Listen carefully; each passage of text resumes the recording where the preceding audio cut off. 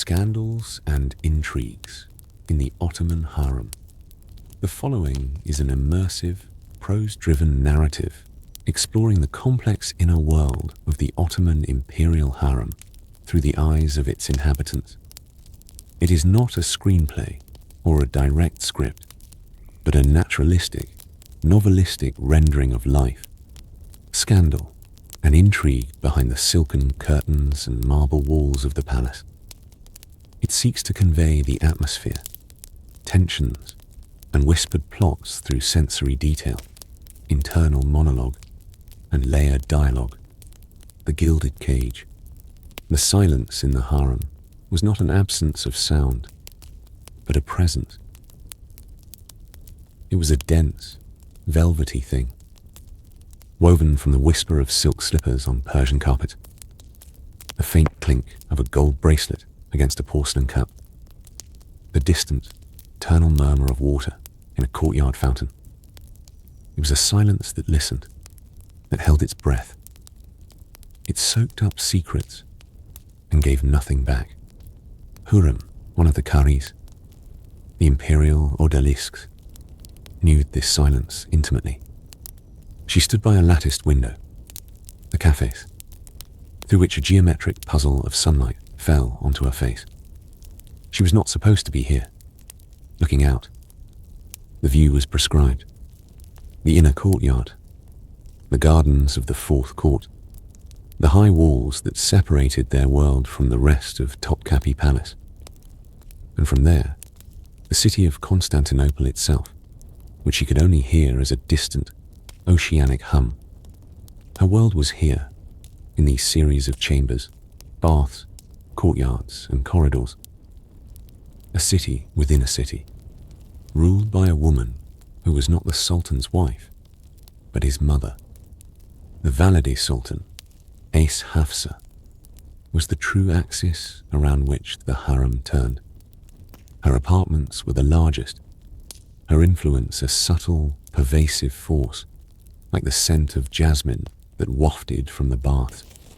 She had not borne the reigning Sultan, Suleiman, but she had steered his early years. And now she steered the microcosm he visited, but did not inhabit. Her eyes, sharp as a kestrel's, missed nothing.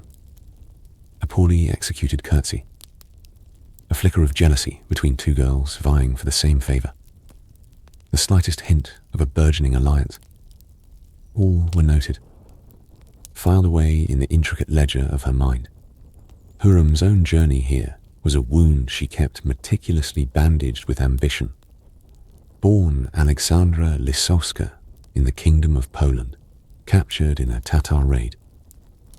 She'd been paraded through slave markets before being selected as a gift for the Sultan. Her fiery red hair, a subject of fascination and suspicion, had marked her from the start. They called her Hürrem, the laughing one, for her sharp wit and defiant spirit, which she had learned to cloak in a veneer of demure charm. The name was both a label and a mask. She turned from the window as a ripple passed through the corridor. The Kislar Agassi, the chief Black Eunuch, had appeared. His title was Head of the Girls, but his power was immense. He was the conduit, the gatekeeper, the enforcer, a Nubian man of imposing stature and an utterly inscrutable face. He was called Sumbul Aga. He moved with a strange, gliding grace, his rich, dark robes brushing the floor. The Valide Sultan requests the presence of Gulna, Mirisa, and Hürrem in the reception chamber, he announced, his voice a low, resonant bass that seemed to vibrate in the marble.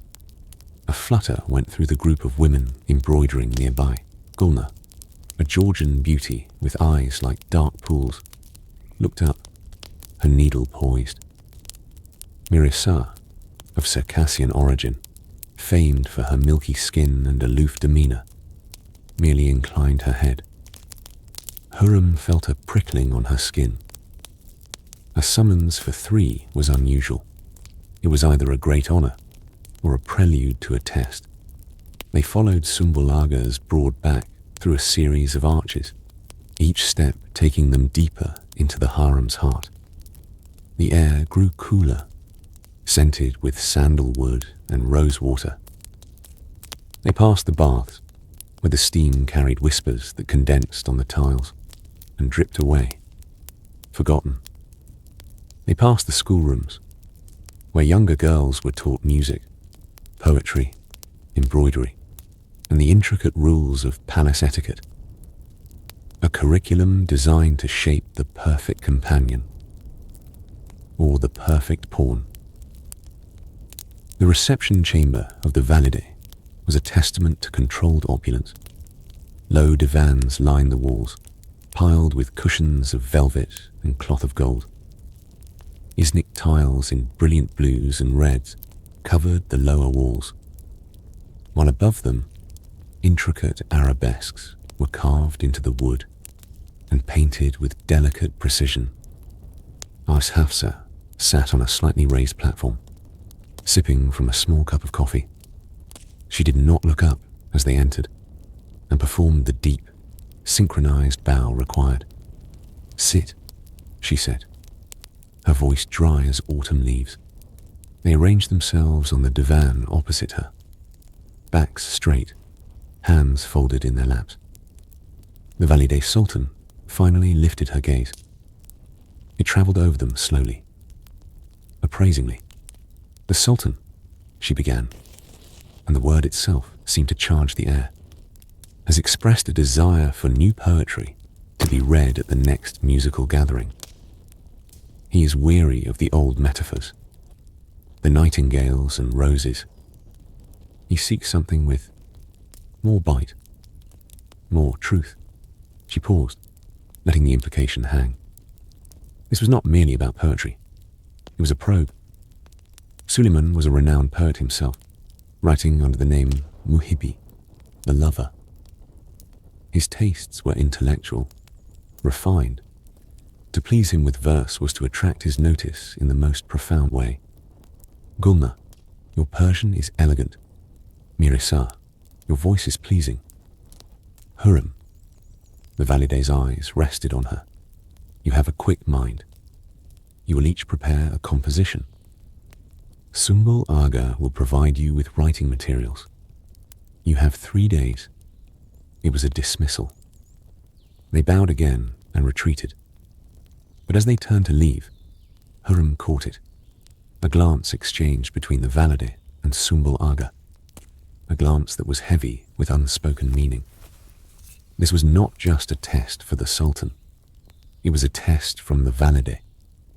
She was measuring their ambition, their creativity, their potential to disrupt or enhance the delicate balance. Back in the shared dormitory, the atmosphere shifted. The easy camaraderie that had existed between the 3 women evaporated, replaced by a polite, brittle tension. They were now competitors in a game where the prize was unimaginable. The singular attention of the shadow of God on earth, the Padishah. Gulnar immediately sought out an older Kalfa, a senior maid known for her knowledge of classical Persian verse. Mirisa retreated to a quiet corner, closing her eyes, perhaps summoning inspiration from some inner well of Circassian melody. Hürrem did neither. She took her paper and reed pen to the courtyard, sitting under a cypress tree. She thought not of nightingales, but of the wind from the steppes. She thought not of captivity, but of strategy. Her poem, when she began to write in her careful Ottoman Turkish, was not a mere love lyric. It was a lament for a lost homeland that cleverly mirrored the Sultan's own longing for divine guidance in his rule. It spoke of roots torn from earth, but of a soul finding richer soil in which to bloom. It was daring. It was personal. It was a gamble. On the evening of the recital, the harem's small, exquisite chamber reserved for musical performances, was charged with a different energy. The Sultan was present. Suleiman sat on a cushioned throne, his posture relaxed but radiating an innate authority. He was young, with a thoughtful face and a beard still more ambition than fact. His eyes, however, were old, weighed with the burden of an empire that stretched from the Danube to the Euphrates. Around him, in a careful hierarchy, sat the Valide, the Cadin Effendis, his formal consorts, and other high-ranking women. The air was thick with the scent of ambergris and expectation. Gulnar went first. Her poem was technically flawless, a cascade of traditional imagery delivered in a sweet, melodic voice. The Sultan nodded politely, a faint smile on his lips. It was the approval given to a well-made but familiar object. Mirisar's offering was more musical than poetic, her voice weaving through the verses like a silver thread. It was beautiful, ethereal. Suleiman closed his eyes to listen, a sign of deeper appreciation. Then it was Hürrem's turn. She felt the gaze of the Valide like a physical weight. She saw the faint, dismissive curl on the lips of Mahidevran, the beautiful Circassian who was mother to Suleiman's eldest son, Mustafa, and currently his favorite. Mahidevran saw every new girl as a threat to her son's position. Hürrem began to speak. Her voice was not the sweetest, but it was clear, with a low, compelling timbre. She did not sing the words. She declared them. As she reached the lines comparing the soul's journey to a leaf on a great river, ultimately finding purpose in the vastness of the ocean, a metaphor for the individual finding meaning in the glory of the Ottoman state, Suleiman's eyes opened. He leaned forward, just slightly. The silence after she finished was profound. Then the Sultan spoke. "A leaf on the river," he said, his voice quiet. "It is a simple image, yet you have given it a new course. Who instructed you in this metaphor?" Hürrem kept her eyes lowered, as protocol demanded. "No one, my Sultan.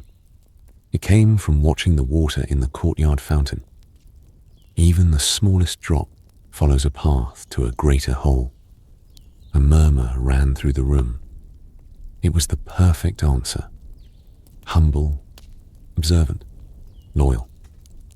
Suleiman did not smile, but the intensity of his gaze softened. "You see deeply, for one who watches a fountain." It was not a declaration of love. It was seed.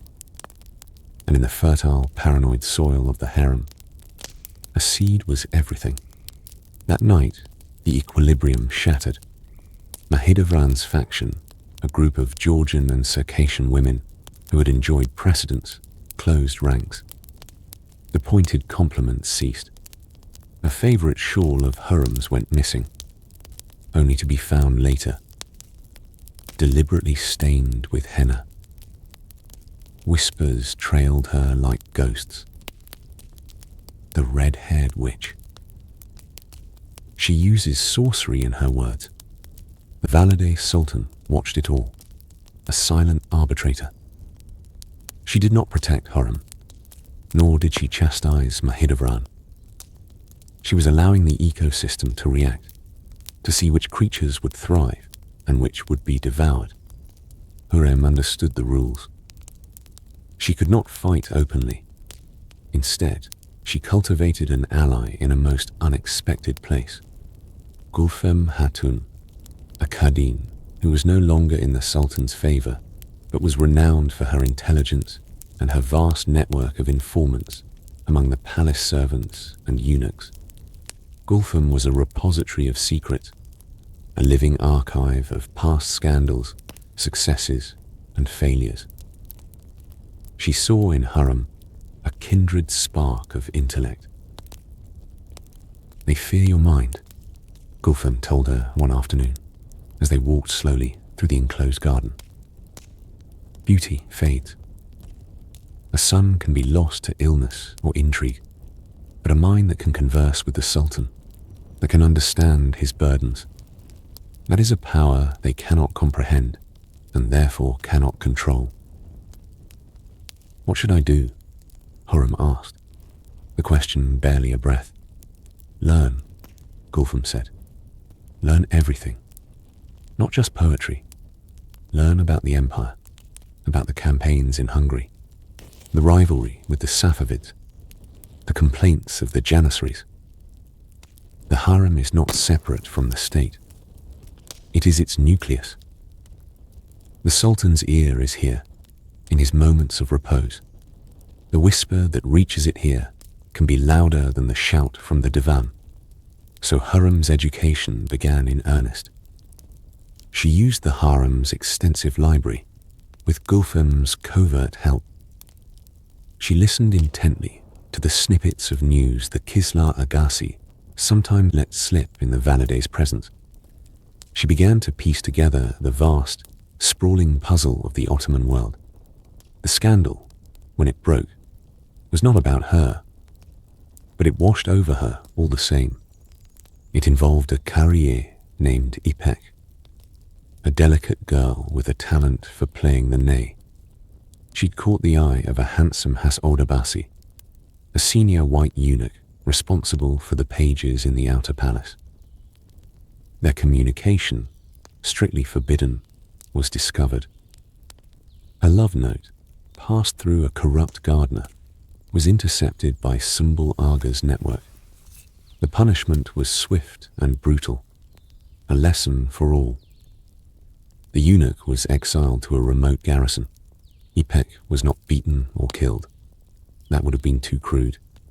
Instead, she was married off, in a hastily arranged ceremony, to a minor provincial clerk decades her senior, and sent away from Constantinople forever. Her fate was a living death, a removal from the center of the world. The harem absorbed the lesson in silence. Trust was a luxury. Every corridor had ears. Every courtyard had eyes. The gardeners, the laundresses, the coffee makers, all potential agents for someone. Sümbül Aga's power was reaffirmed. His network of spies, composed largely of lesser eunuchs and old serving women, was the nervous system of the harem. He sold information, protected secrets for a price, and revealed others to maintain his authority. Hürrem saw the mechanics of it clearly. Fear was the primary currency. But she wondered if there might be another. Loyalty, perhaps.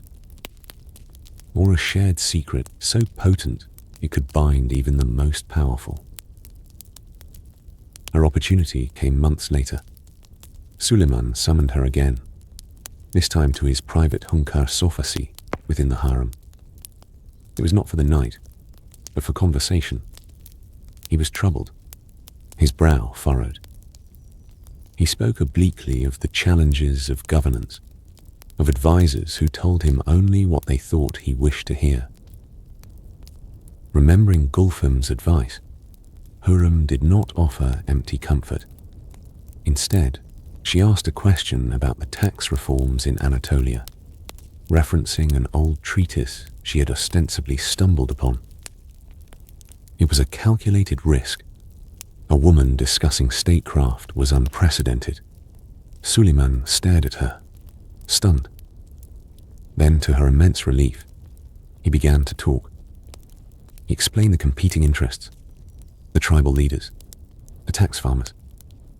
She listened, her questions insightful, her comments reflecting not just understanding, but empathy for the weight of his decisions. That night, she became more than a concubine. She became a confidant. When she returned to the harem quarters in the early hours, the change was instant.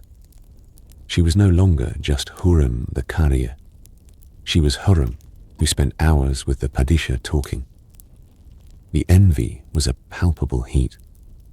Mahidevran's fury was ice cold. She confronted Hürrem directly the next day in the bath, the steam hiding their faces, but not their voices. "You think your clever words will last," Mahidevran hissed, her Circassian beauty twisted by spite. "I have given the Sultan his firstborn son. The future of the dynasty is in my blood. You are a passing diversion." Hürrem, wrapped in a thin linen towel, met her gaze. "The future is written by God, not by us. I seek only to ease the Sultan's heart." "You seek to steal what is mine," Mahidevran snapped. "Remember what happens to weeds in a garden. They are pulled out by the root." The threat was clear. Mahidevran had allies, resources, a son who was a rallying point for a faction. Hürrem had only the Sultan's fluctuating interest and the wary patronage of Gulfam. She needed a son. In the Ottoman dynasty, motherhood was the ultimate source of power. A Haseki Sultan, the mother of a prince, had her own income, her own household, and a permanent stake in the imperial future. When Hürrem missed her monthly cycle, the news spread through the harem with the speed of a summer fire. The Valide Sultan's reaction was measured. She ensured Hürrem received extra care, the best food, the most experienced midwives. But her eyes were calculating. A new prince would rearrange the entire political landscape of the harem, and by extension, the empire. Mahidevran's faction went from hostile to openly treacherous. A tray of sweets sent to Hürrem's chamber was tested on a cat first, on Gulfem's orders. The animal became violently ill. The source was traced to a lowly kitchen girl, who under the gentle persuasion of Sumbul Aga's men, confessed to being paid with a pair of gold earrings by one of Mahidevran's serving women.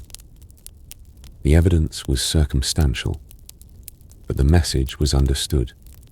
The Valide Sultan acted. The serving woman was exiled. Mahidevran was not publicly accused. To do so would disgrace the mother of a prince. But she was summoned to the Valide's chamber for a private conversation. She emerged pale and subdued. A temporary, uneasy truce was enforced. Hürrem gave birth to a healthy boy, Mehmed. The moment the cries echoed through the chamber, her status transformed irrevocably. She was now Haseki Hürrem Sultan. She was given lavish apartments, a retinue of servants, and an income from rich lands. She was a power in her own right, but the birth of a son did not end the intrigues. It merely elevated them. The stakes were now dynastic. The question was no longer about favor, but about succession. Prince Mustafa, Mahidevran's son, was the eldest, the favorite of the army, and many senior officials. Hürrem's Mehmed was just one among several. The harem fractured into factions, backing different mothers and their sons. The alliances extended beyond the walls, to pashas in the divan, to military commanders, to wealthy merchants who saw opportunity in backing a future Valide Sultan. Hürrem, in her new apartment, held her son and gazed out at the same courtyard she had looked upon as a career. The walls were the same, but her world had expanded into a vast, silent war. She was no longer just a player in the harem's games. She was an architect of empire, her nursery as much a chamber of strategy as the imperial council. She knew the rules now. The silence still listened, but she had learned to speak its language, and she was just beginning to write her verse in the grand, bloody poem of the Ottoman dynasty, the heart of the empire. The birth of Mehmed was a tremor, but Hürrem's marriage to Suleiman was an earthquake. No one could remember it happening before. A sultan, the shadow of God, the absolute monarch bound by divine law and imperial custom. taking a slave concubine as his legal wife. The scandal ripped through the palace and the city like a hot wind from the desert. In the marble halls of the divan, the grand viziers and beys exchanged stunned, disapproving glances. In the barracks of the janissaries, the elite soldiers who saw themselves as the protectors of dynasty and tradition, there were murmurs of a bewitchment. But in the harem, the quake was tectonic, reshaping the very landscape of power. For Mahidevran, it was not just a defeat, it was an erasure. As the mother of the eldest prince, she'd expected a certain precedence, a grudging respect. Now, she was relegated to a secondary palace with her son Mustafa, while Hürrem, the Haseki and legal wife, occupied the finest apartments adjacent to the Sultan's own within Topkapi. The message was unequivocal. Hürrem was not just a favorite, she was a partner. The gold embroidered for us she now wore as a married woman was a banner of her impossible victory. Hürrem's chambers were no longer just rooms, they were a court. The air hummed with quiet industry. In one corner, a secretary, a discreet, elderly eunuch with a flawless hand, drafted her correspondence. In another, her treasurer, a sharp-eyed Armenian woman named Siranush, reviewed the accounts from her extensive Haz estate, the income from which made her one of the wealthiest individuals in the empire. Young Karis, carefully selected for their loyalty, not just their beauty, moved about with trays of sherbet or armfuls of fabrics for her approval. Gulfem Hatun, now her chief advisor, sat with her each morning after the Sultan left for the Council of State. They would sip the thick, bitter coffee and pass the intelligence that flowed in through Gulfem's network. The Venetian Bilo has sent another gift, Gulfem murmured, her voice low. A clockwork nightingale. It is with the Kislar Agassi. He is assessing it. Assessing its value, or its potential for containing a listening ear or a vial of poison, Hürrem asked, her eyes on her needlework. She was embroidering a handkerchief for Suleiman, a pattern of delicate carnations. Both, Gulfem said simply. Sumbul Aga understands the new reality. His loyalty is to the institution of the harem and to the source of its power, the Sultan. You are now that source's visible heart. He will serve, but he will also watch. The Valide Ice is ailing. When she passes, the dynamics will shift again. Hürrem's needle paused. The Valide's health was the unspoken pivot upon which the future turned. With her gone, the office of Queen Mother would be vacant. Traditionally, it would go to the mother of the reigning Sultan's eldest son. That was Mahidevran. But Hürrem was the legal wife. The precedent did not exist. It was a legal and ceremonial knot of exquisite complexity, and its unraveling would involve every faction in the empire. And Mustafa? Hürrem asked, the name tasting of cold metal. In Manisa, Gulfem said, governing his province as a prince should. His household grows.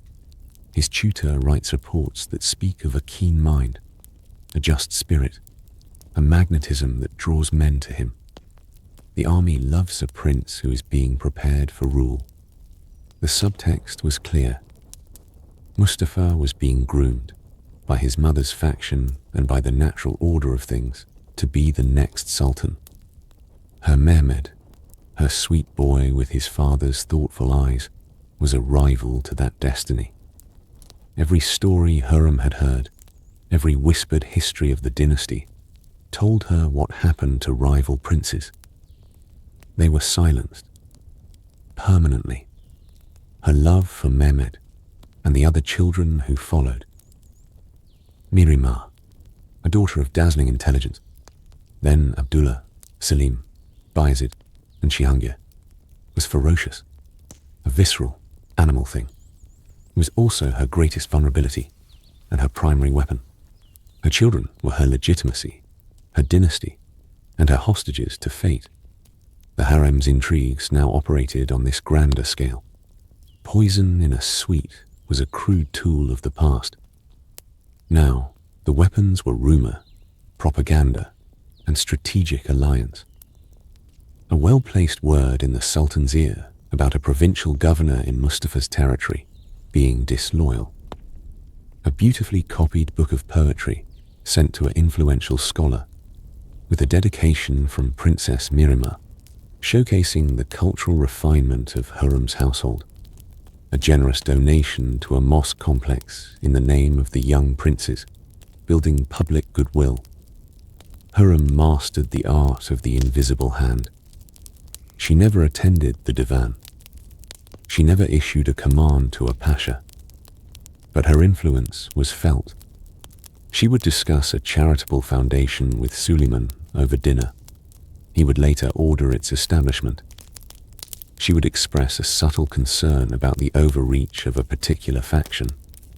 He would grow more critical of their proposals.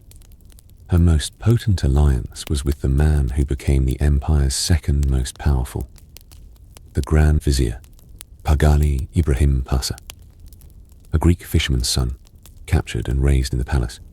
He was Suleiman's boyhood friend, his inseparable companion, his brother in all but blood. Ibrahim was brilliant, ambitious, and devoted to Suleiman. He also recognized Hürrem's unique hold on the Sultan's heart and mind. They formed a tacit understanding. She would support his policies and his unparalleled rise, even to the shocking point of his marriage to Suleiman's own sister. And he would, were it aligned with the Sultan's interests and his own, bolster the position of her and her children. It was through Ibrahim that Hürrem understood the external pressures shaping the Sultan's mood. The rivalry with the Shia Safavids to the east, the ceaseless campaigning on the Hungarian frontier, the restless, powerful Janissary corps, who viewed any shift in tradition, like a sultan's marriage to a slave, with deep suspicion. The harem was not isolated from these storms. The news of a victory would mean celebrations, distributions of sweets and coins. News of a setback would bring a tense, watchful quiet, as the women waited to see how the Sultan's frustration would manifest within their walls. One evening, Suleiman came to her chamber, his face drawn with a fatigue no bath could wash away. Ibrahim had pushed for a bold, preemptive strike against a Habsburg fortress. It had failed, costing men and treasure. The Janissaries were grumbling about the Greek vizier's recklessness. "They whisper that I'm led by favorites," Suleiman said, his head in his hands. "That Ibrahim's power is too great, that my judgment is clouded." Hürrem moved behind him, her hands resting on his shoulders. "A Padishah is led by God and his own conscience," she said softly. "You have raised Ibrahim because he is capable. The whispers are the wind in the reeds. They make noise, but they do not shape the river. The river flows where you command it." She felt the tension in his muscles. This was the dance. She could not be seen to advise directly on matters of state, but she could reframe, reassure, and remind him of his own sovereignty. She could also, with the lightest touch, redirect his doubts. "Do they whisper about me as well?" she asked, a note of vulnerable sorrow in her voice. "Did I cloud your judgment?" Suleiman turned and took her hands. "They do, and I silence them. You are my sanctuary, Hürrem, not my counsel." But she was both, and they both knew it. The line had blurred irrevocably. The death of Valide Sultan Ais Hafsa was the event that forced the hidden tensions into the open. The harem went into formal mourning, the vibrant silks replaced by somber blues and dull purples. The lamentations were genuine for many. She had been a formidable but often fair matriarch. For Hürrem and Mahidevran, it was the starting gun. The question of the new Valide Sultan hung over the palace like a frozen cloud. Mahidevran, from her exile in Manisa, made her claim through missives and the voices of her allies in the capital. Tradition was on her side. Hürrem, however, was in the palace, in the Sultan's bed, in his confidence. She was the mother of multiple princes and the beloved daughter, Mirimah. And she had the Grand Vizier's pragmatic support. Suleiman's solution was a masterpiece of political deflection. He did not appoint a Valide Sultan. Instead, Hürrem's authority within the harem became absolute by default. She managed the vast household, its budgets, its appointments. She became the conduit for petitions from women across the empire. She was, in all but name, the Queen Mother. The slight to Mahidevran was profound and public. It was a declaration of war. The battlefield shifted to the princes. Mustafa, now a young man, was a shining star. His reputation for wisdom and martial skill grew with each report. Hürrem looked at her own sons. Mehmed, the eldest, was studious and sensitive. Selim had a taste for wine and poetry. Bayezid was fiery and impulsive. Cihangir, the youngest, was a sweet soul, born with the curvature of the spine that brought out his father's deep tenderness. Hürrem's strategy crystallized. She must protect her sons by ensuring the throne passed to one of them. And that meant Mustafa could not ascend. It was a cold, maternal calculus. The instrument of this strategy presented himself in the ambitious, cunning form of Rustem Pasha. A son of pig farmers from Croatia, he had risen through the palace school with a brilliant, scheming mind. He married Hürrem's daughter, Mirimah, binding himself to the Haseki's faction with golden chains. Where Ibrahim had been a brother, Rustem was a tool, and Hürrem knew how to wield him.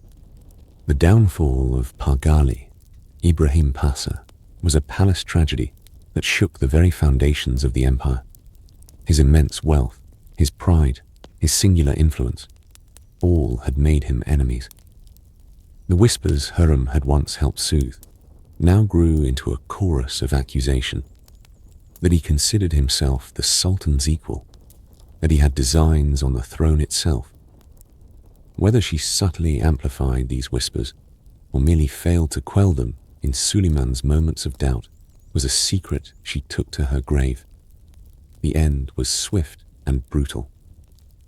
After a final, fateful dinner with the Sultan, Ibrahim was summoned back to the palace and strangled. The harem held its breath. Such was the price of overreach. Hürrem mourned the loss of an ally, but she did not weep. The landscape had changed, and into the power vacuum stepped Rustem Pasha as Grand Vizier. With Rustem, the campaign against Mustafa began in earnest. The weapons were treasonous whispers, carefully planted. A letter, purportedly from the Shah of Persia, was discovered, offering Mustafa support if he rose against his father.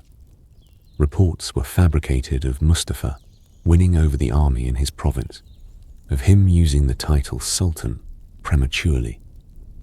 The poison was in the paperwork, administered over years, drop by drop.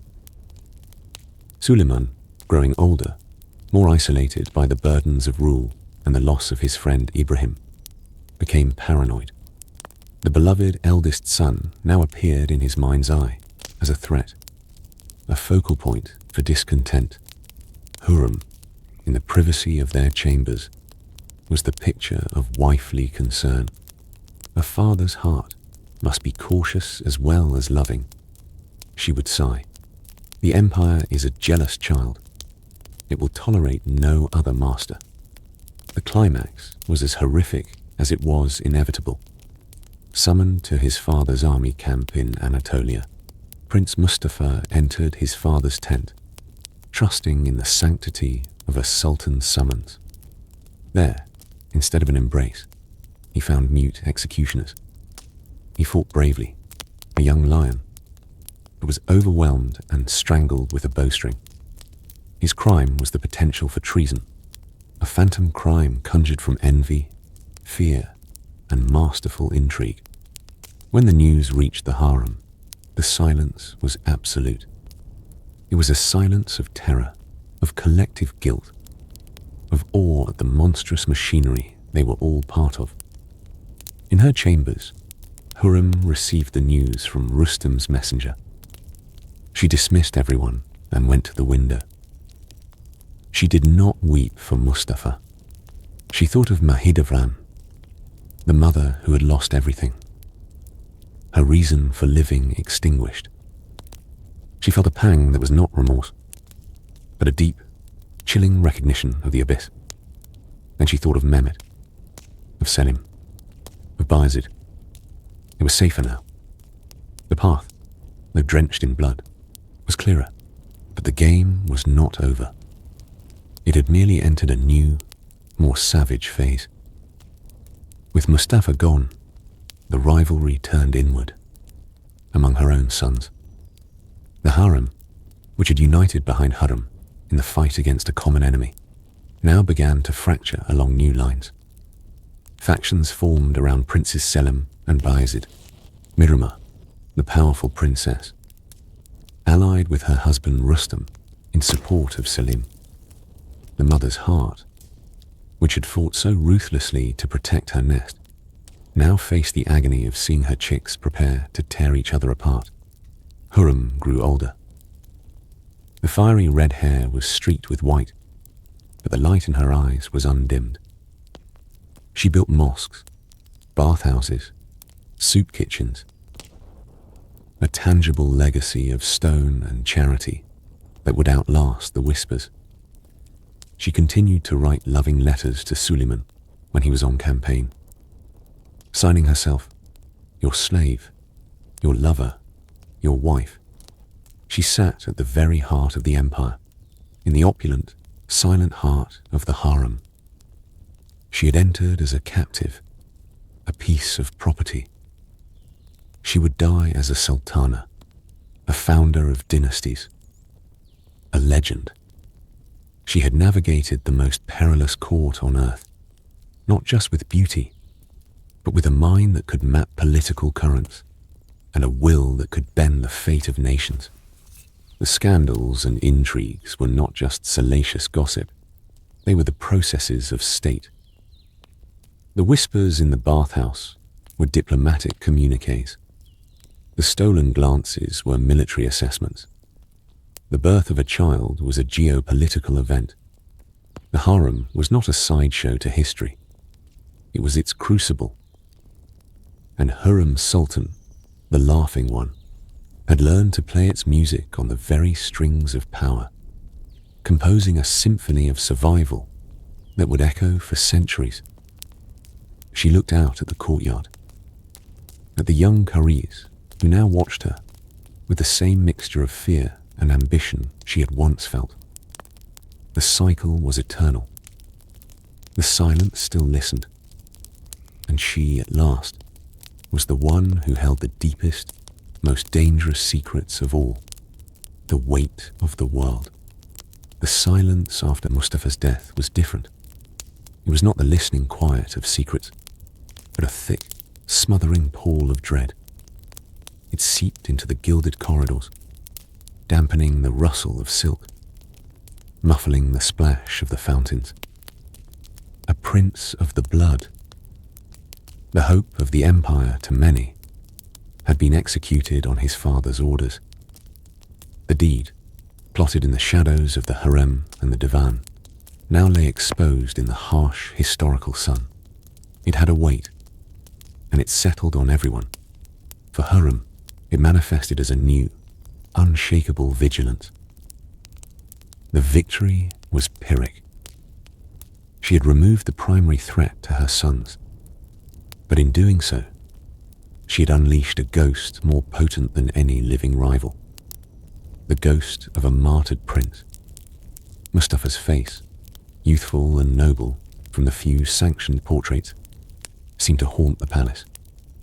His supporters, silenced but not gone, wore their grief like a badge. The janissaries, who had adored him, rumbled with a dangerous sullen anger that even the gold coins of a customary accession bonus could not fully placate. She saw it in Suleiman too. The Sultan aged a decade in the months that followed. The lines on his face, once marks of wisdom, became canyons of sorrow and suspicion. The man who wrote exquisite love poetry as Muhibi now penned verses heavy with cosmic loneliness and the terrible solitude of power. He spent more time in the private mosque, in prayer. He held on to Hürrem not just as a wife, but as the sole architect of a reality he now regretted, yet knew was necessary. Their bond, forged in passion and intellect, was now welded in shared culpability. It was deeper, quieter, and infinitely more sad. The harem's internal politics underwent a seismic shift. Mahidevran was broken, living out a bleak, impoverished exile in Bursa, a living monument to maternal loss.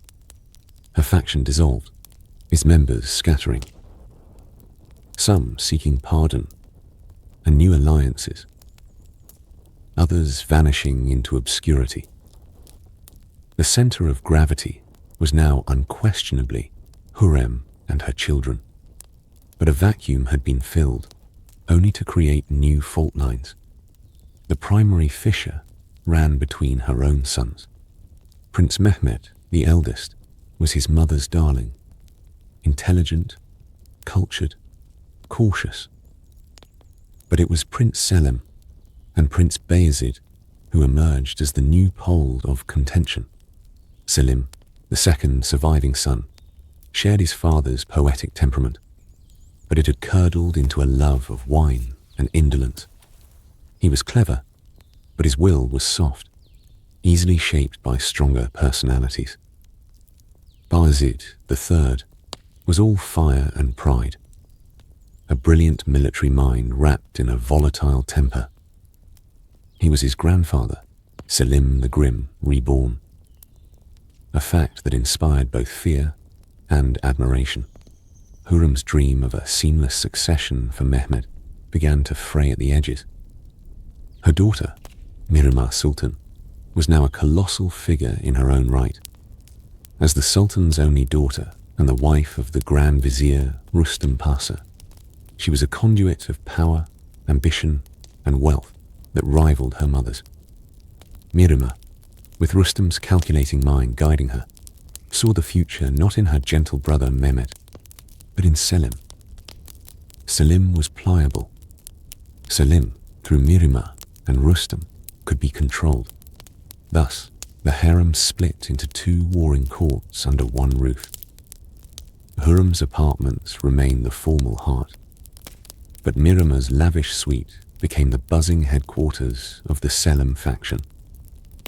The rivalry was a cold, elegant thing. It was fought with charity projects. Whose mosque complex was more beautiful? With patronage, which poet received the larger purse? With influence, whose whispered suggestion reached the Sultan's ear first through the intricate network of eunuchs and servants? The chief Black Eunuch, Sumbul Aga, had passed from the scene, succeeded by a man named Gazanfer Aga, whose loyalties were famously for sale to the highest bidder. Gazanfer's sharp, avaricious eyes missed nothing.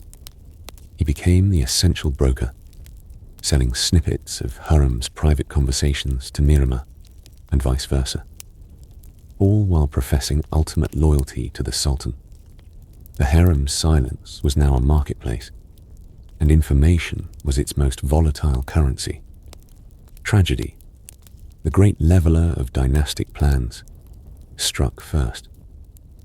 Prince Mehmed, the Hope, contracted the smallpox. The finest physicians were summoned. Talismans were hung. Prayers were recited day and night. Hürrem never left his side, wiping his fevered brow, her own spirit fraying with each laboured breath. When he died, a part of her died with him. The loss was a physical blow that left her gaunt, her famous laughter extinguished. Her political project was in ruins. The son for whom she had moved mountains, for whom she had invited the ghost of Mustafa into their house, was gone. Suleiman was devastated. He built the magnificent Seysad Mosque, the most beautiful in the city, in Mehmed's memory. But a mosque was a tomb. The future was now a contest between Selim and Bayezid. Hürrem, in her grief, recalibrated. Bayezid was her son, fierce and loyal, but he was also rash, and he despised Rustem Pasha, whom he saw as a venomous spider weaving webs in the palace. Selim was also her son, weak but malleable. Miramar was her daughter, her own flesh, now her primary political adversary. It was a familial Gordian knot of impossible tension. Bayezid's wife, a Circassian woman of great pride named Fatma, became the standard bearer for his faction within the harem. Where Hürrem and Miramar fought with poetry and patronage, Fatma employed a cruder, more direct weapon: ridicule. She mimicked Selim's drunken slurs behind her courtyard screens. She spread stories of his inadequacies. The harem's delicate dance of whispers degenerated, at times, into a barely civil Cold War. The external empire mirrored the internal strife. Rustem Pasha, as Grand Vizier, worked tirelessly to undermine Bayezid. Reports of Bayezid's arrogance, of his criticism of his father's policies, of his potentially treasonous correspondence, flowed to Suleiman's desk. Bayezid, governing his province in Konya, responded in kind, sending missives accusing Rustem of corruption and of poisoning the Sultan's mind. Hürrem was trapped in the middle. She loved Bayezid's spirit, but feared his imprudence. She despaired of Selim's weakness, but recognized the stabilizing force of Miramar and Rustem behind him. Her influence over Suleiman, once so total, was now contested by the combined force of his favorite daughter and his chief minister. She was aging, her health beginning to falter, the relentless calculus of power taking its toll on her body. The final, devastating scandal broke not from within the harem's walls, but from its tendrils reaching out into the world. It involved a poem. Bayezid, in a moment of furious frustration, composed a verse. It was a skilled, biting piece of satire, lampooning a pale vizier who crawled on his belly and whispered poison in the ear of the sun. It was clearly about Rustem. The poem, meant for a close confidant, was intercepted. The copy that reached Suleiman, however, had been subtly altered. A line was added, a line that seemed to critique not just the vizier, but the sun itself, the Sultan. The implication was that Bayezid saw his father as weak, manipulated, a shadow of his former self. Whether the line was added by Rustem's agents or by an overzealous intermediary, no one could ever prove. But its effect was cataclysmic. To Suleiman, besieged by the burdens of empire, haunted by Mustafa's death, and feeling the erosions of his own vigor, this was the ultimate betrayal. It was not just political dissent. It was a son's contempt. He summoned Bayezid to explain himself. Bayezid, fearing his father's wrath and convinced Rustem planned to strangle him as Mustafa had been strangled, refused. Instead, he did the unthinkable. He rebelled. He raised troops from his province and marched against the imperial army. The harem was plunged into a state of paralyzed horror. A prince was in open revolt against his own father. The unspoken rules of their world had shattered. Hürrem, watching from the pinnacle of her life's work, saw her worst nightmare unfolding. Her sons were now at war, and the empire would bleed for it. She wrote to Bayezid, desperate letters pleading for him to lay down his arms, to throw himself on his father's mercy. Her words, once so potent, now seemed to blow away like ash. Bayezid, proud and backed into a corner, would not relent. He was defeated in battle, but he escaped. He fled across the border, seeking refuge with the one enemy who would relish the opportunity: the Shah of Persia. This was the final, unforgivable crime. Seeking sanctuary with the arch-rival, the heterodox Safavid, was treason of the highest order. Suleiman's grief turned to icy, unforgiving rage. The Shah, of course, saw the value of his prize. He toyed with Suleiman, using Bayezid as a bargaining chip. For months, a sordid diplomatic dance ensued. The harem held its breath. Hürrem's health declined rapidly. The stress, the guilt, the unimaginable position of a mother whose son was a traitor in a foreign land, it broke her. She took to her bed, her once vibrant body now frail and racked with pain. Suleiman came to her often. The man who had once discussed poetry and statecraft with her now sat by her bedside in a silence more profound than any they had shared. The love was still there, but it was buried under mountains of consequence. In the end, the Shah's price was met. A vast sum of gold was paid, and in return, the Shah's executioners entered Bayezid's chambers. The prince, who had fought so bravely and so foolishly, was strangled. His 4 young sons, Hürrem's grandsons, were murdered with him, ensuring no line of vengeance could continue. When the news reached Constantinople, it was a quiet, bureaucratic death. A sealed report to the Sultan. A whisper from Gazanfer Aga to the Valide's chamber. Hürrem, by then, was drifting in and out of consciousness. It is unknown if they ever told her. If they did, she took the knowledge with her. She died not long after. The laughing one was finally silent. The harem erupted in the formal, ritualized spectacle of imperial mourning. The wailing of the women was a genuine cacophony of grief, fear, and release. An era had ended. Her body was carried out of the harem, through the gate of felicity, and laid to rest in the courtyard of the Suleymaniye Mosque, the grand masterpiece Suleiman had built, and she had helped plan. Her tomb stands beside his, a testament to a union that changed the empire. In the aftermath, the harem felt both empty and strangely light. The colossal presence that had dominated it for 4 decades was gone. Mirima, for a moment, stood unopposed, but the victory was hollow. Her mother was dead, her brother Bayezid, and his line extinguished. Only Selim remained.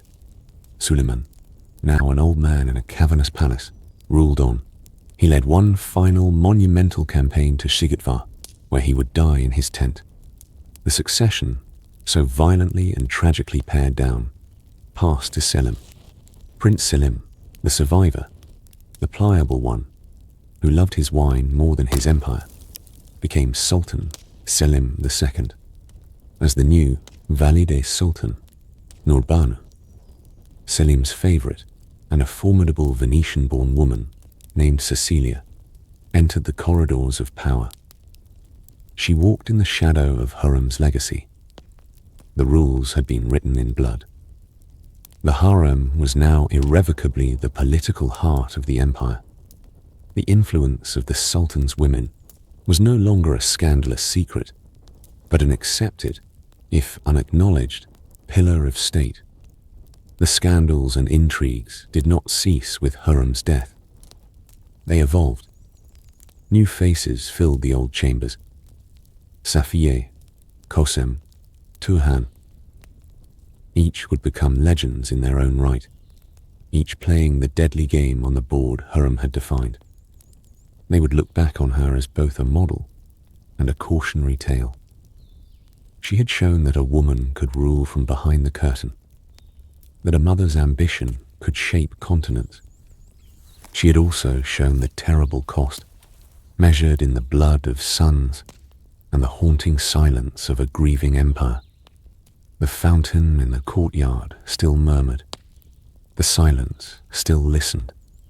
But the woman who had learned to speak its most potent language was gone, leaving behind a world permanently marked by her laughter, her love, and her ruthless, world-altering will. The inheritors. The silence after Hürrem's death was not one of peace, but of reset. A great clock's pendulum had stopped, and now 100 smaller, quicker clocks began to tick, their mechanisms testing the new quiet. The vast, intricate machine of the harem had lost its most powerful engine, and into the energy vacuum rushed new forces, new alliances, new fears.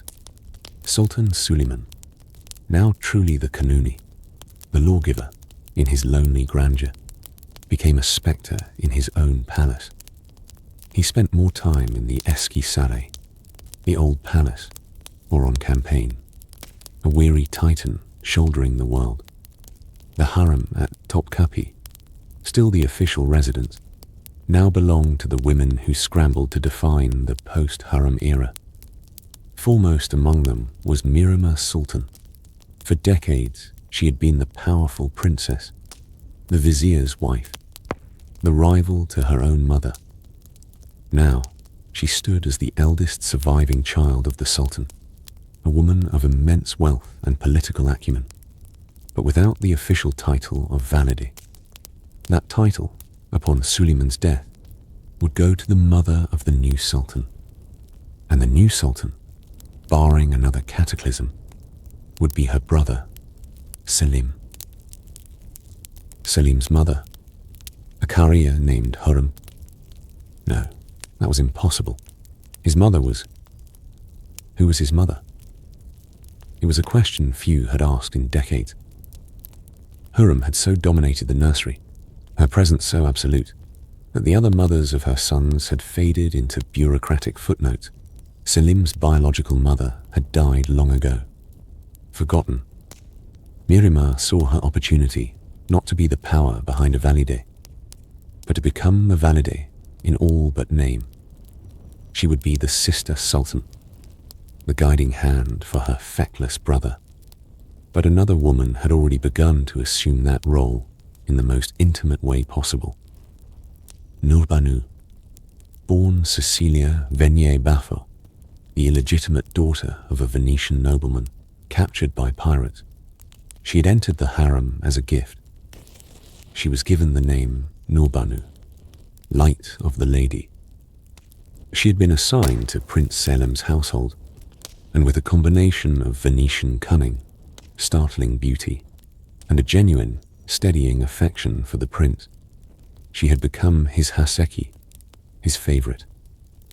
She had borne him a son, Murad, and several daughters. While Hürrem lived, Nurbanu had been a quiet, observant presence in Selim's provincial court, learning the Ottoman ways with the sharp eye of an outsider.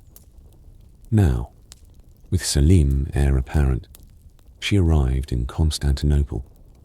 Her entrance into the Topkapi harem was a masterclass in subtle assertion.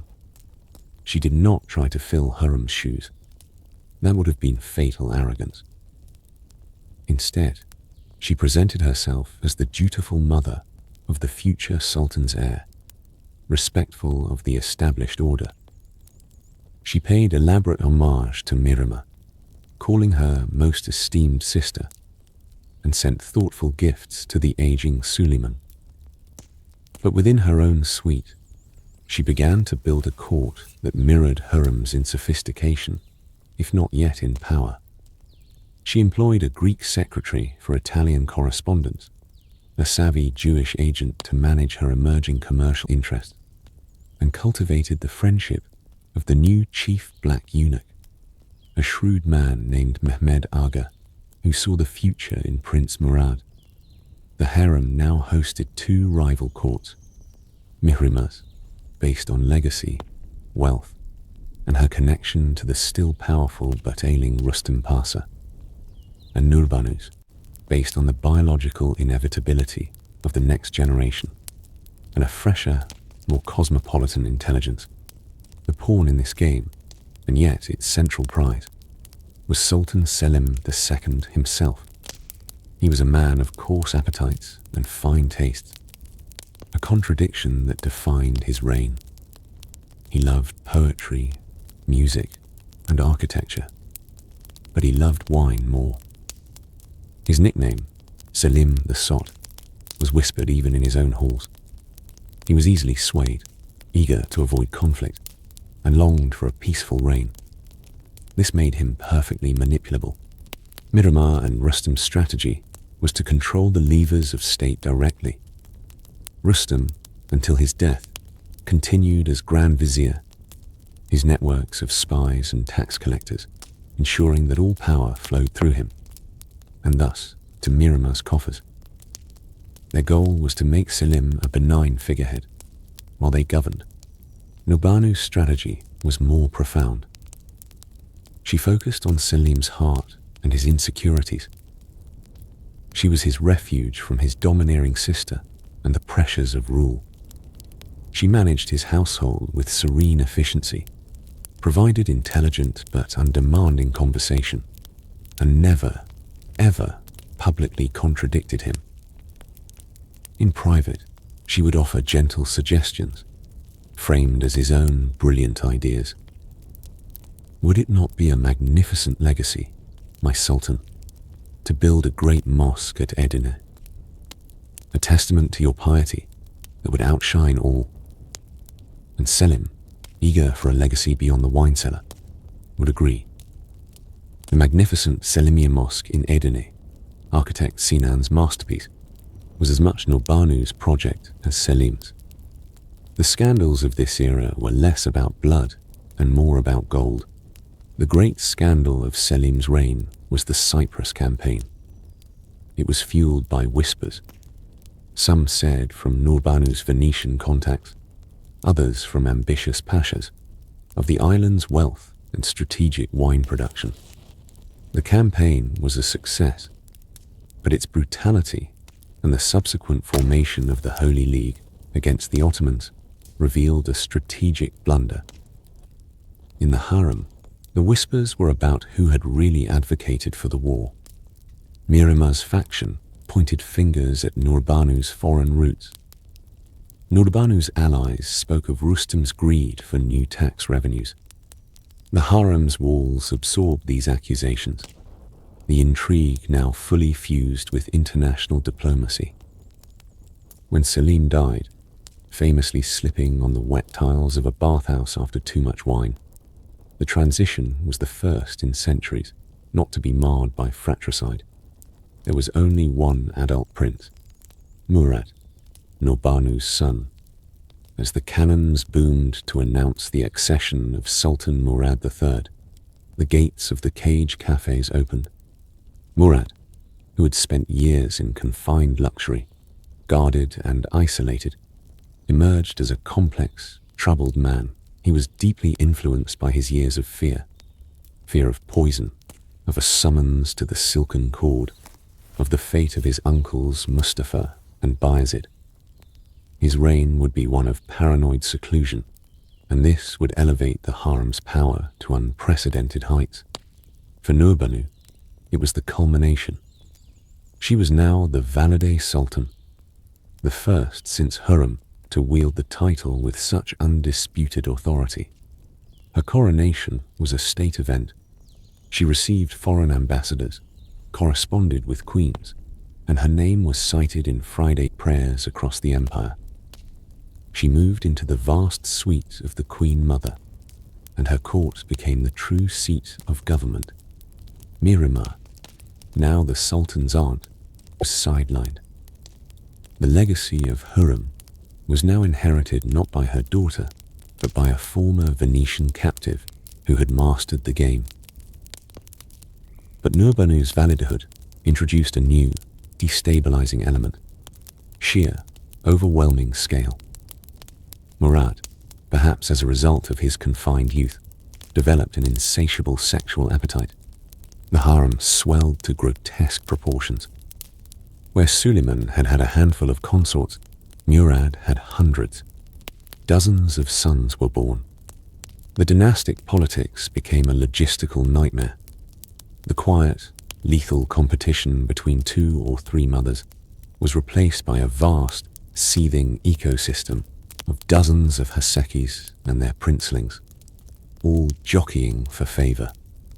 In this chaotic new world, 2 women rose to dominate. They would become legends, their rivalry defining an age. Safiya Sultan, and the woman who would be known as Kosem. Safiya was another Venetian, Albanian-born, captured as a child. She entered the harem, and, with a combination of fierce intelligence and striking looks, became Murad's true favorite, his Haseki. She bore him his eldest son, Mehmed. In the teeming, anonymous mass of women, Safiya stood out. She learned from Nurbanu, her patron and fellow Venetian. She saw how the Valide ruled, and she wanted it. Nurbanu and Safiya, for a time, were allies, the Valide and the mother of the heir. Together they worked to manage Murad's paranoia and keep the restless janissaries at bay with lavish donations. But when Nurbanu died, the full force of the harem's politics landed on Safiya. Yet, she was not made Valide. Murad, in a twist of suspicion, or perhaps influenced by other factions, did not grant her the official title. She was the Sultan's favorite, the mother of the heir, but not the Queen Mother.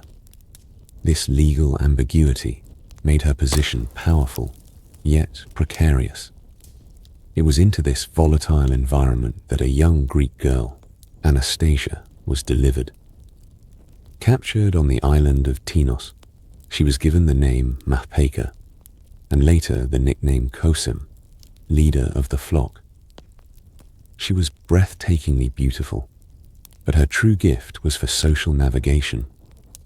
In the overcrowded, tense seraglio, Kosem possessed a genius for friendship.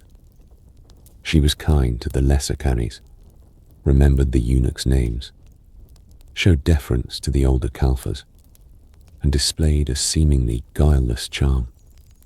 She caught Murad's eye, not through dramatic seduction, but through a pervasive, soothing presence. She became a favorite, bearing him sons, including the future sultans, Ibrahim and Murad IV, and daughters who would be vital political tools. Safiya viewed Kosem with initial disdain, then growing alarm. Kosem's power base was not just the Sultan's bed, but the entire harem staff. She had what Safiya, who ruled through intelligence and force of will, lacked: universal affection. Their rivalry simmered, a cold war fought with charity. Safiya built the Yeni Mosque. Kosem endowed soup kitchens and influence peddling. When Murad III died, the succession passed to his son, Mehmed III. Mehmed's first act, upon leaving the cage, was one of horrific, pragmatic brutality. He ordered the murder of his 19 younger brothers. The silent courtyards of Topkapi ran with the blood of children, a massacre designed to secure the throne by eliminating all competition. It was the logical, ghastly endpoint of the system Hürrem had navigated, and Murad had bloated. Safiya, at last became Valide Sultan, and she ruled with an iron hand. Her son Mehmet was a weak ruler, obsessed with hunting and pleasure. Safiye, with her Venetian connections and political ruthlessness, became the de facto sovereign. She corresponded directly with Queen Elizabeth I of England, discussing trade agreements and a potential alliance against Spain. The harem's influence had become overt, international statecraft, but the blood of the 19 princes stained her reign. The palace, the city, the army were horrified. When Mehmed III died, the throne passed to his son, Ahmed I. Ahmed was a teenager, and his mother was not Safiye, but an obscure consort. Safiye was exiled to the old palace, her power broken, and who was there to guide the young Sultan Ahmed? Kosem. Not as Valide, but as the beloved, experienced figure from his father's time. She became his advisor, his confidant, the closest thing he had to a mother. Her years of building goodwill paid off. When Ahmed died young, it was Kosem who managed the succession, securing the throne for her mentally unstable son Ibrahim, and then, after his deposition and murder, for her grandson, the child Mehmed IV. Kosem's power became legendary. She ruled as Valide for 2 sons and a grandson, through regencies and coups, navigating Janissary revolts and economic collapse. She was called the Valide-i Muazzama, the Great Valide, and the Buyuk Haseki, the Great Favorite.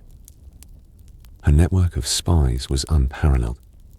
She was the true heir to Hürrem's legacy, but she operated in a far more complex, dangerous arena. The final scandal of Kosem's life was her own murder. Trapped in the vicious politics of her grandson, Mehmed IV's reign, she found herself opposed by the boy's mother, Hürrem Sultan, a fierce Russian woman. Their power struggles split the harem, the Janissary corps, and the government. In a night of terror, Hürrem's supporters, including the chief Black Eunuch and members of the palace guard, stormed Kosem's apartments.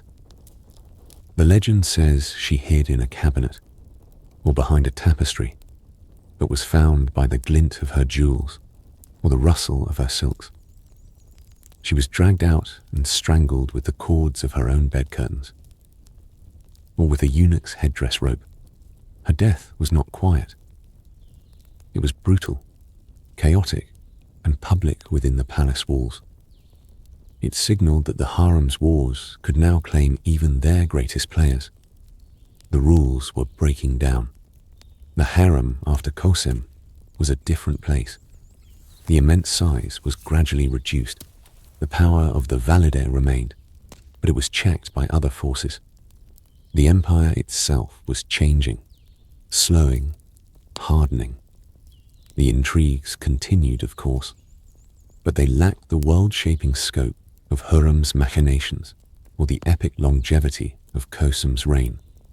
They became smaller, more desperate, as the empire itself contracted. The last great act of harem politics was perhaps the silent, stubborn influence of the Kadun Efendis during the long, slow decline, the Tanzimat reforms, and the eventual dissolution. But the heart had gone out of the machine. The fountain in the courtyard still murmured, but the silence no longer listened with the same acute political hunger. It had heard too much. The whispers of poets and spies, the lullabies of scheming mothers, the last breaths of princes, the rustle of silks in hidden corridors, the final, choking gasp of a great Valide. It was a silence sated with secrets, heavy with the weight of centuries of whispered power. The inheritors had run their course. They had taken the tools forged by Hürrem: motherhood, patronage, intelligence, ruthlessness, and had wielded them to rule an empire from behind a lattice screen. They had been the true constant in the Ottoman state, the hidden axis. Their stories were not just scandals and intrigues.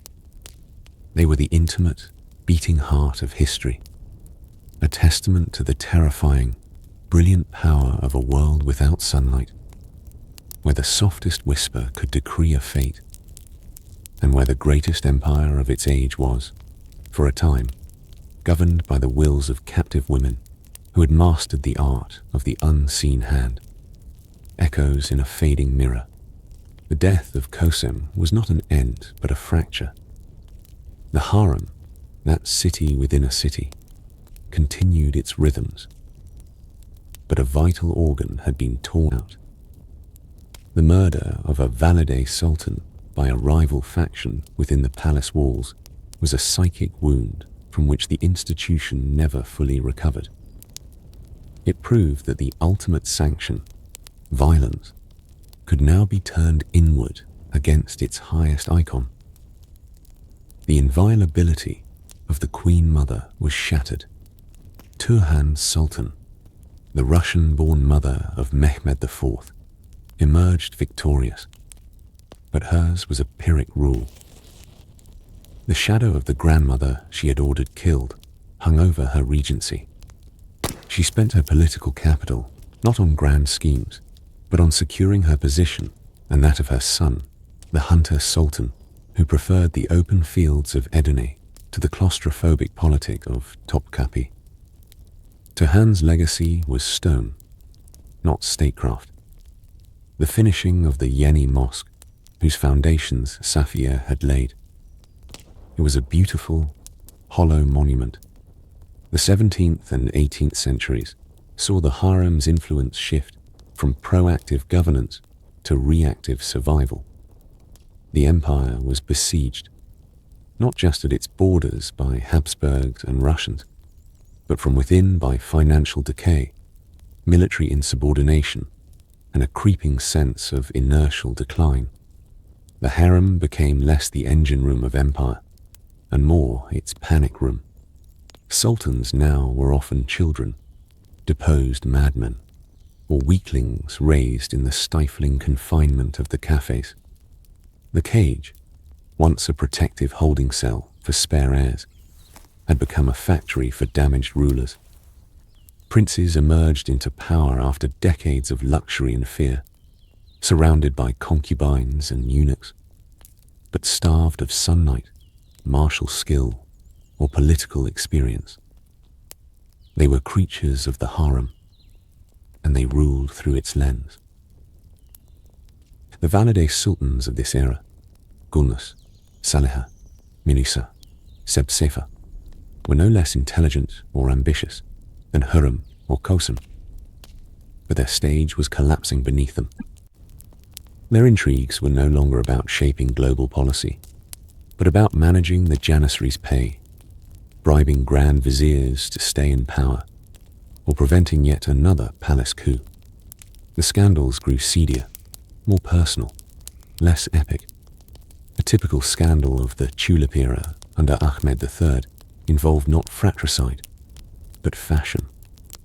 The Sultan's favourite, a Haseki, known for her extravagance, was said to have worn a gown woven with real gemstones to a tulip garden party, causing a diplomatic incident with the French ambassador's wife, who felt outshone. The whispers were of wasteful decadence, not of strategic poison. The harem was becoming a gilded echo chamber, its inhabitants arguing over the arrangement of furniture on a sinking ship. Yet, even in decline, the harem's internal dynamics remained a deadly serious game. With the law of fratricide abandoned, princes now lived in the cage together. This created a bizarre new dynamic. Rival lines of succession, each with a mother in the harem lobbying, plotting, and saving her resources for the day her son might be plucked from obscurity. The mother of a middle-aged prince might spend 30 years cultivating the chief gardener or the head treasurer. building a war chest of jewels and loyalties, waiting for a sultan to die without a clear heir.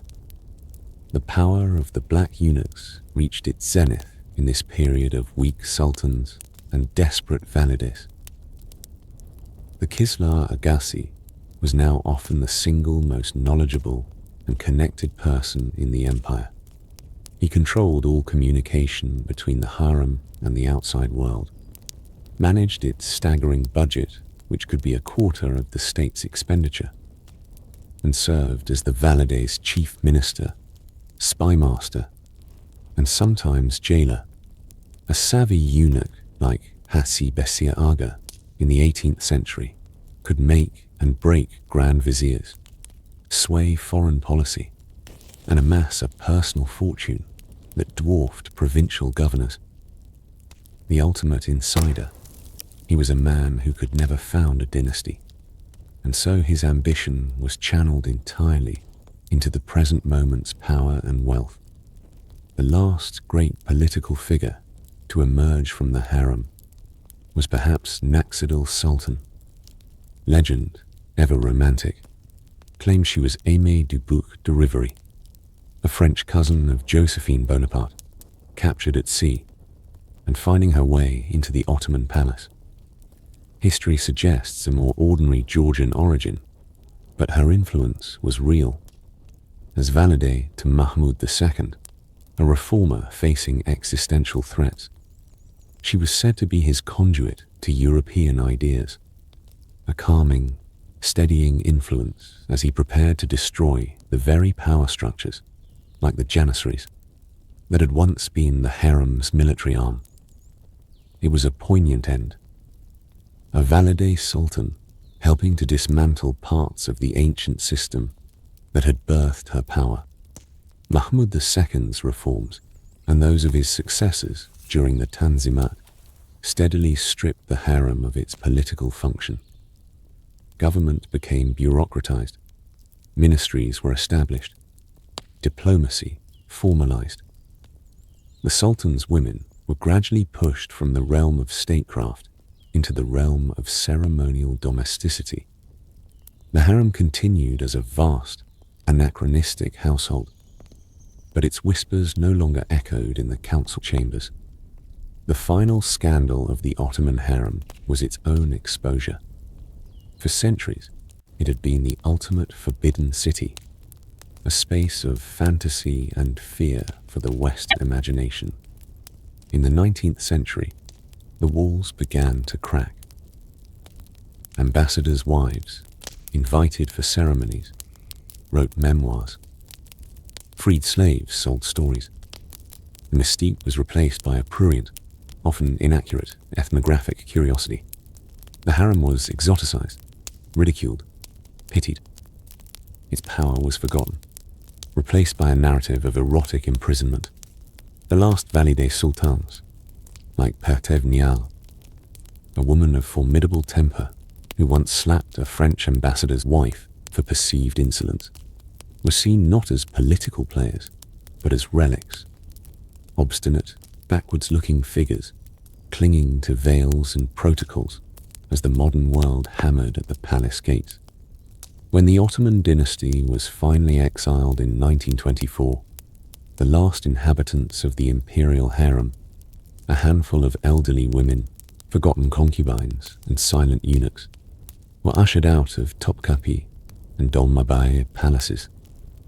They left behind rooms frozen in time, embroidered slippers by a divan, a forgotten oud leaning in a corner, a child's toy in a prince's chamber. The silence that remained was no longer a living, listening thing. It was just the emptiness of a museum, the nature of the silence. So what were the scandals and intrigues of the Ottoman harem in the end? They were not mere soap operas of sex and jealousy. They were the fundamental political processes of a unique system. In a monarchy where the ruler was isolated by divine right and immense protocol, where adult male relatives were threats to be eliminated, the only people who had constant, intimate, and unguarded access to the Sultan were his women and his eunuchs. Therefore, the competition among them was the competition for the control of the state.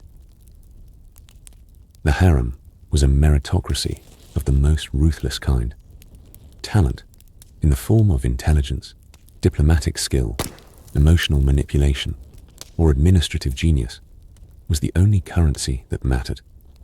Birth meant nothing. A Russian, Venetian, or Greek slave could rise to rule the empire. Beauty was an entry ticket, but it was not the key to the treasury. The key was the ability to understand and navigate an unbelievably complex, silent world of signals, alliances, and hidden violence. The scandals, the poisoned sherbet, the intercepted letters, the murdered princes, were not the point of the intrigue. They were its punctuation. The true intrigue was the daily, subtle work of building a faction, of planting an idea in the Sultan's mind, of securing a loyal spy in the kitchens, of interpreting the slight shift in a eunuch's posture. It was a grand, slow, multi-dimensional game of chess played in whispers, with human lives as the pieces and an empire as the board. Hürrem did not just seduce Suleiman. She offered him intellectual companionship and a vision of his own legacy. Kosem did not just survive. She mastered the art of human networks so completely that she governed for decades through chaos. Their power was not illegitimate.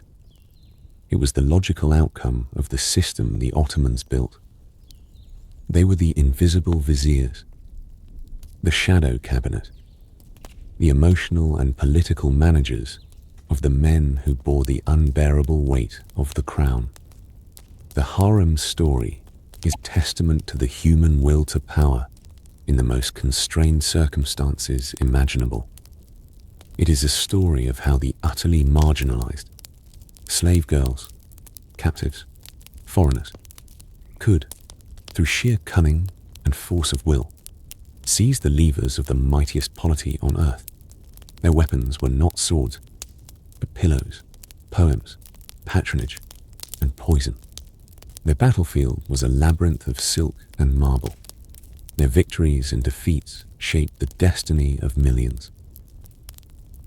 When we listen to the silence of the harem's empty courtyards today, we should not hear only oppression or titillation. We should hear the echoes of a lost political language, the ghost of a formidable female government that ruled from the shadows, whose history was written in whispers, and whose final, fading sigh was the end Darusifa, the ghost in the lattice. The story does not end with an empty palace. It ends in the quiet persistence of ghosts, the echoes of those whispers that shaped an empire. The harem, as a political institution, vanished with the empire that birthed it. But its legacy, a complex tapestry of power, survival, and profound influence, lingers like a subtle scent in the historical air, forcing us to re-examine everything we thought we knew about where power truly resides. The unwritten constitution. For centuries, the Ottoman Empire presented a flawless, patriarchal facade to the world.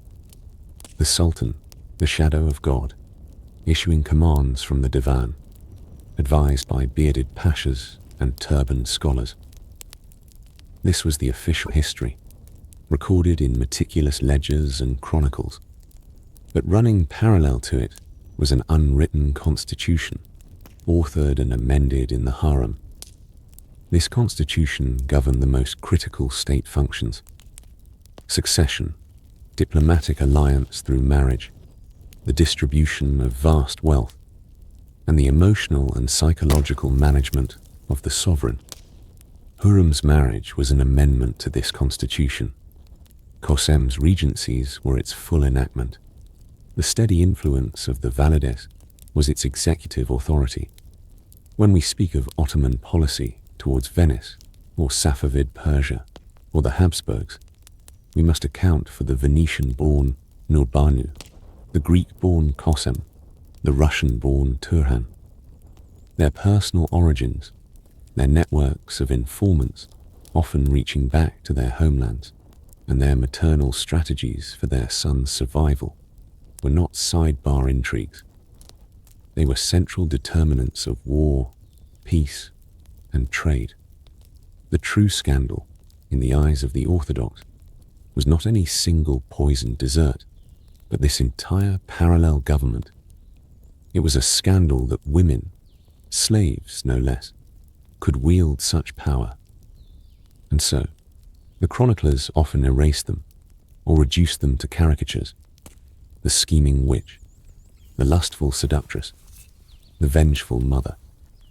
To acknowledge their statecraft was to undermine the myth of divinely ordained masculine authority, the ecology of power. The harem was a perfect, closed ecosystem. Like any ecosystem, it had its apex predators, the valide, the favored haseki, its opportunistic scavengers, the mid-level kalfas and eunuchs, its vast herds of grazers, the ordinary carriers, and its parasites, the informants and poisoners. It had its climate, the sultan's mood, which could bring fertile peace or killing frost. And it had its natural disasters, the death of a sultan, the rebellion of a prince, the revolt of the janissaries. The women who thrived were not necessarily the most beautiful, but the most ecologically astute. They understood the food chain.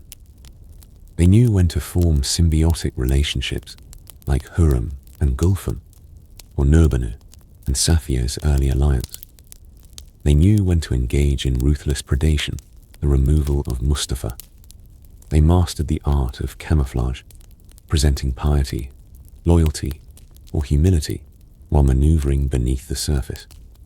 Kosem was the ultimate ecological genius, surviving and dominating through multiple reigns, adapting to the changing climate of each sultan, until the ecosystem itself turned violently upon her. Their intrigues were evolutionary adaptations. The gossip network was a neural system, sensing danger and opportunity. The hoarding of jewels was energy storage for lean times. The bearing of a son was reproductive success of the highest order. To judge them by the moral standards of the outside world is to misunderstand them entirely. They were playing by the savage, elegant rules of the world they were trapped in, and they played to win. The price of the view. What did it cost to wield power from behind the lattice? The physical cost was often life itself, by silk cord or strangler's hands. But the psychological cost was a universe of shadows. These women lived a profound paradox.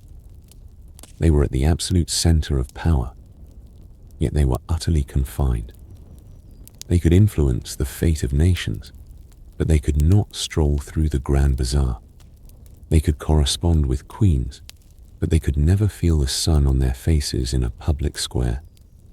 Their world was one of extreme sensory luxury and extreme experiential poverty.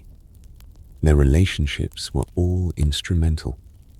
Love for the Sultan was inseparable from strategy. Love for their children was fused with deadly ambition. Friendship was a potential alliance or a hidden dagger. Every touch, every word, every gift was a move in the game. The loneliness of the harem's most powerful women must have been oceanic. When Hürrem and Suleiman sat in their private chamber, was he the only person in her world who was not, in some way, a subject or a rival? It is the tragedy at the heart of the scandal. To gain everything, they had to surrender the possibility of authentic human connection, the echo in the stone. Their legacy is carved in stone across Istanbul and beyond. It is not just in the great mosques, the Süleymaniye, the Seksad, the Yeni, the Selimiye, whose construction they championed and funded. It is in the countless soup kitchens, imaret, hospitals, darusifas, schools, libraries, and public fountains they endowed.